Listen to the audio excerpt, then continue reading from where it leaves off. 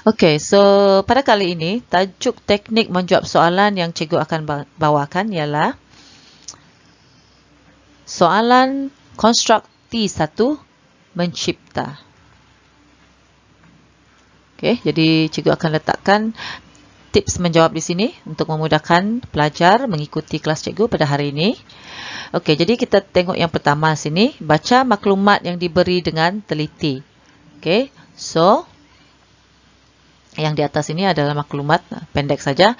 Aina yang berbadan rendah dan gempal akan menghadiri majlis anugerah cemerlang sekolahnya. Kemudian lihat tu yang digariskan, itu adalah maklumat.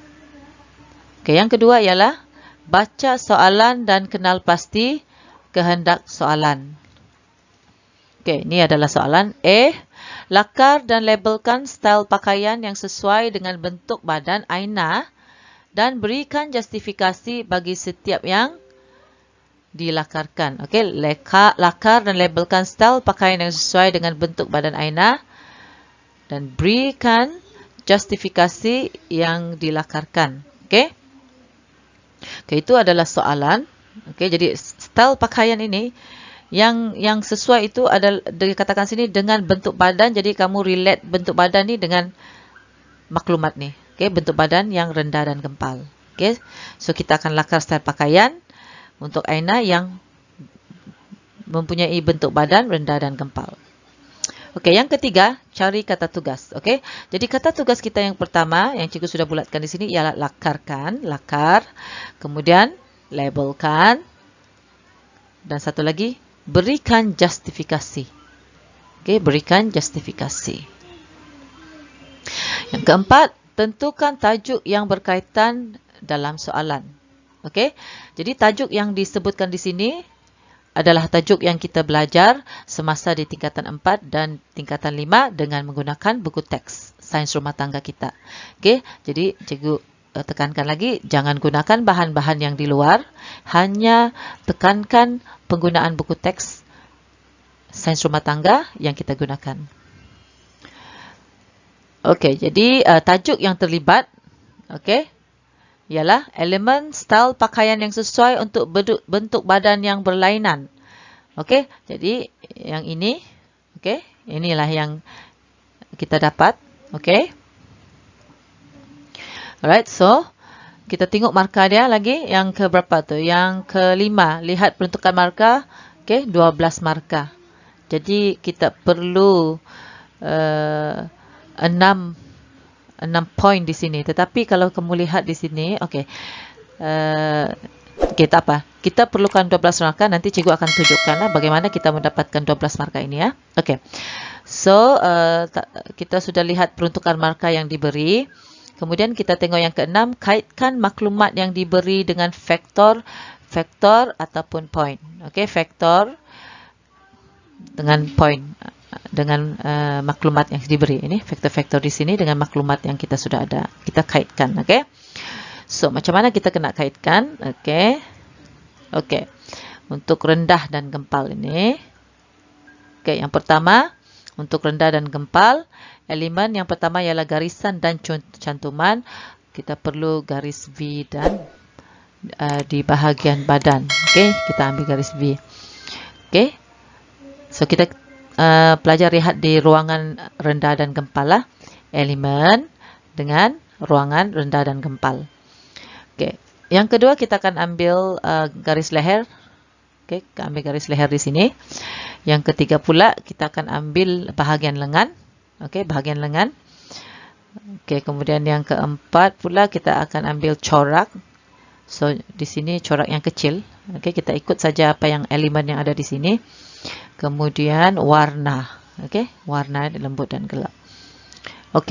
So kita sudah kaitkan maklumat yang diberi dengan faktor. Dan yang ketujuh kita pula bina jawapan.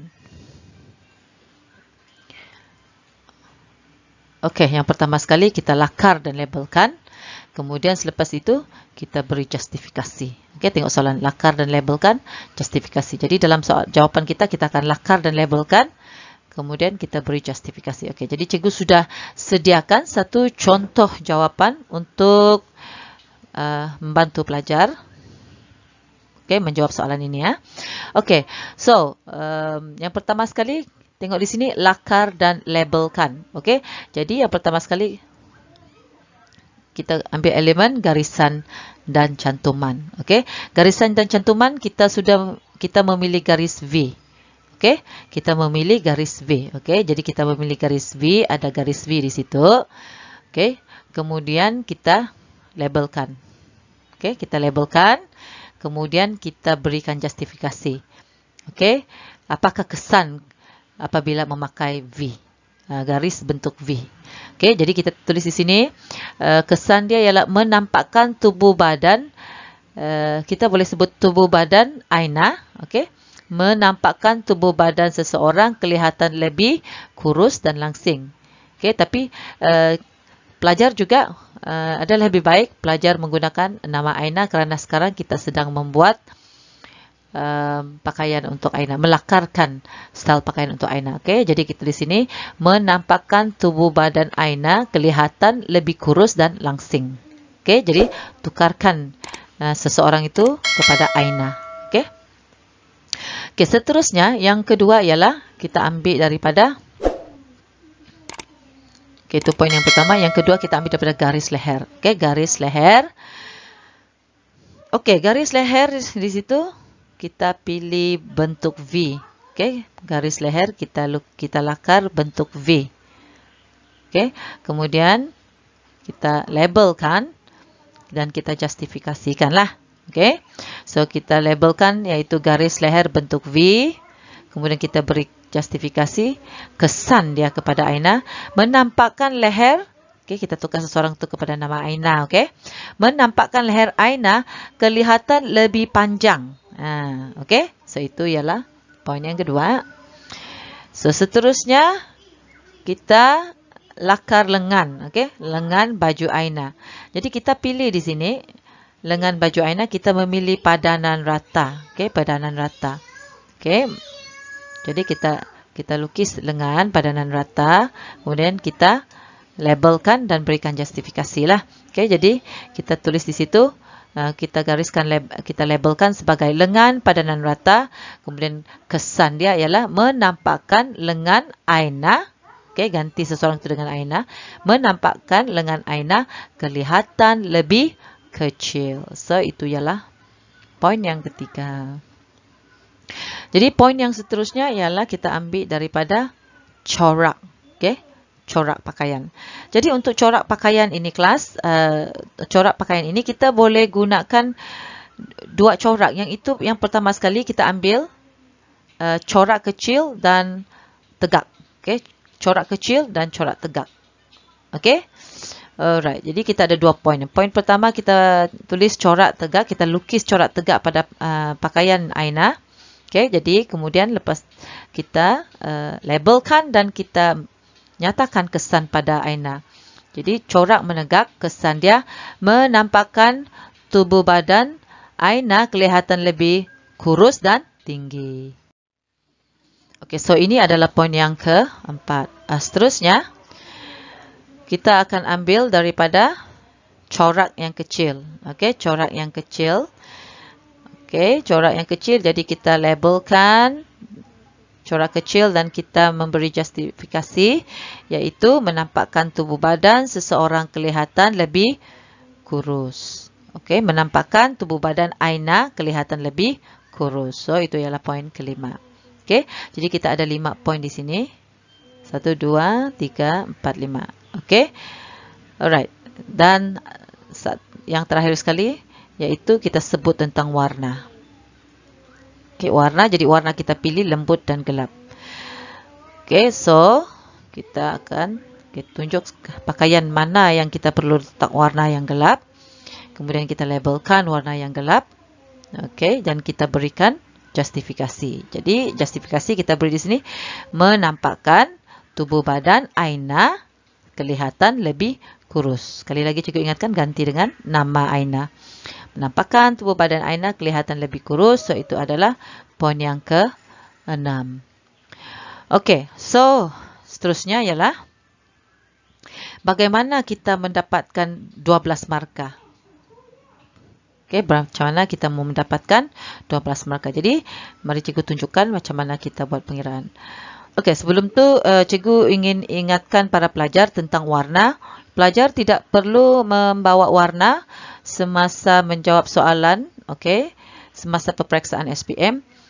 Pelajar hanya perlu nyatakan saja. Nyatakan apakah warna yang sesuai untuk pakaian tersebut. Okey, sama ada warna gelap, warna terang, warna lembut dan sebagainya. Okey. So tidak perlu membawa warna. Okey. So kita teruskan bagaimana kita mendapatkan 12 markah di sini. Okey. Okey.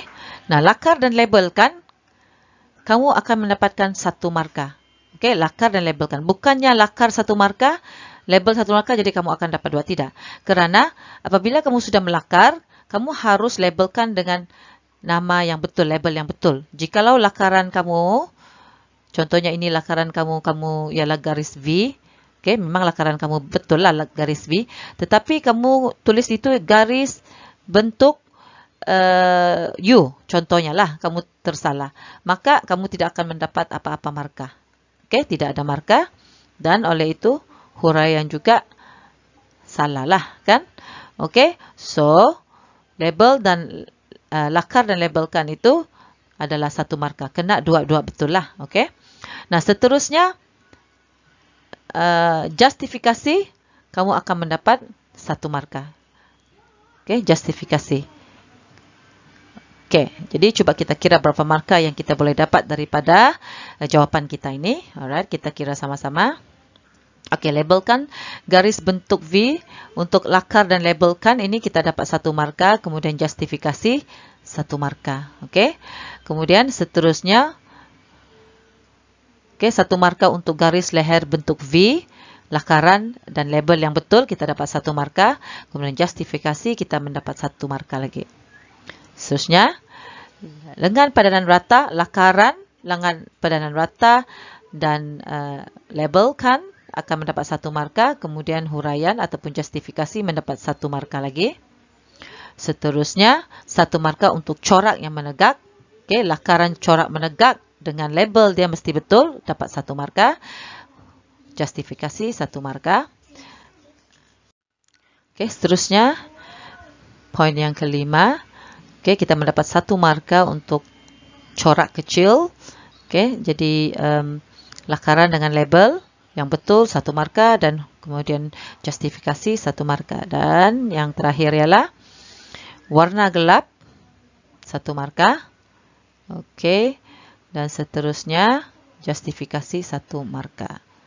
Okey, so kalau kita kira semua 1, 2, 3, 4, 5, 6, 7, 8, 9, 10, 11, 12, kita akan mendapat ataupun pelajar akan mendapat 12 markah penuh. Okey. Jadi sekarang kita lihat pula soalan bahagian B. Okey, soalan bahagian B. Okey. Nombor 1, baca maklumat yang diberi dengan teliti. Kita sudah membaca maklumat semasa kita menjawab A. Kemudian yang kedua, baca soalan dan kenal pasti kehendak soalan. Okey, apa soalan minta? Okey, soalan B, nyatakan 3 faktor yang mempengaruhi pemilihan pakaian. Okey. Kemudian kata tugas di situ ialah nyatakan. So kita tidak memerlukan jawapan yang panjang, kita perlukan jawapan yang betul dan padat. Okey. Okey, kemudian keempat, tentukan tajuk yang berkaitan dengan soalan. Okey, soalan meminta kita untuk memberi 3 faktor yang mempengaruhi pemilihan pakaian. Jadi tajuk yang disebut di sini ialah tajuk yang kita belajar semasa tingkatan 4 dan tingkatan 5 di dalam menggunakan buku teks kita. So, cikgu ingatkan lagi, jangan gunakan bahan-bahan luar, iaitu bahan daripada buku bacaan yang lain ataupun daripada internet. Okey, so ini adalah faktor yang mempengaruhi pemilihan pakaian. Okey, terdapat 7 kesemua dia. Okay? Faktor keperluan fisiologi, pekerjaan, budaya, kemajuan teknologi, faktor keperluan sosial, faktor pendapatan dan kemampuan, kemudian geografi.